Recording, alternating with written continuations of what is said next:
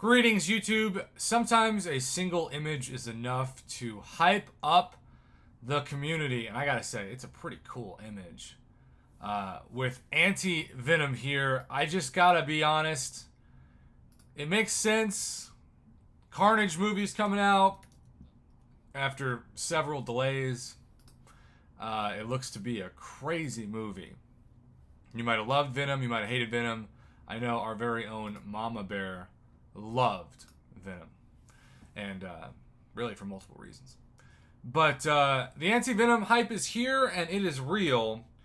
And I gotta be honest, I'm probably one of the only people who's like this. I knew, of course, who Venom and Carnage were largely from the Marvel animated Spider-Man TV show of the 90s, which is now like, God, 25 years old. Don't get old, kids. Don't get old.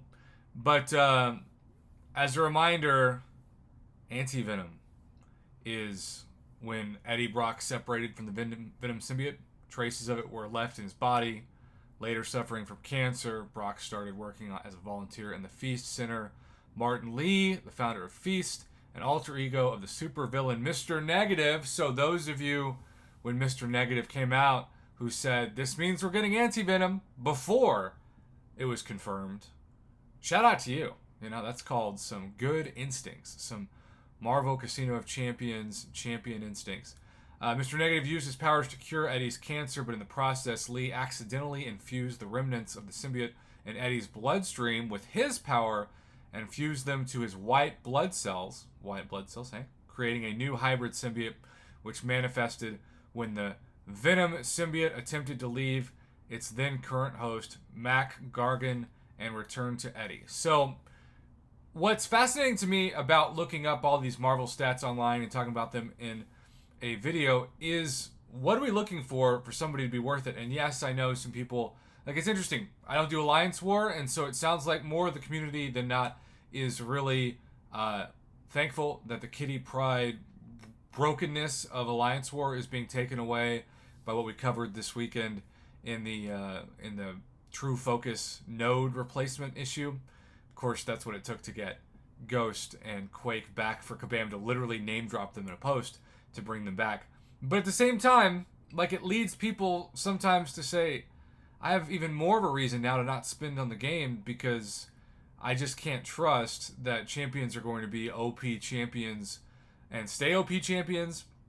We heard from Kabam Broccoli that if Kabam hadn't stepped in the last 24 hours before the release of Ebony Coleslaw, he would have been Ebony OP Ma to the infinite power and been the most OP powerful champion in the game by far, which would have been the worst to fight in Alliance War. And I can't even imagine fighting Ebony Ma now. I hate fighting Ebony Ma in the arena. Maybe I'm the only person who doesn't like fighting him, but I really do, particularly when there's a class disadvantage.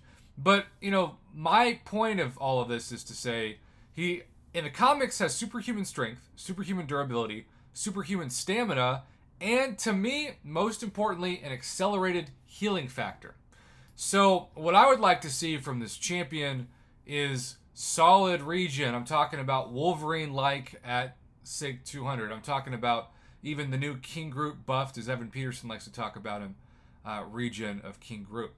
I'm not a big fan of when you give champions regen, but especially with how large 6-star health pools are. If somebody's regenning like 20 or 30 health per second even, it's just not that impressive.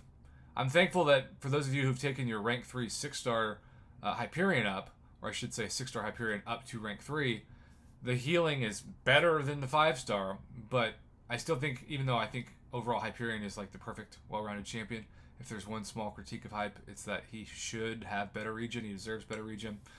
But there you have it. I love when I can cover the description of a hyped up champion and still get under 5 minutes. And I wanted to end this video by saying a very happy birthday to my fearless Alliance leader, Goose, a true awesome dude, both on and off the mobile game console experience. Somebody who, from the first time I corresponded with him, I thought this is one of those legends that even if I leave the Marvel of Casino of Champions tomorrow, or if it ceases to exist, I'll still want to keep in contact. And that's really what I love about this community. I've met friends for life, regardless of whether or not this game goes on.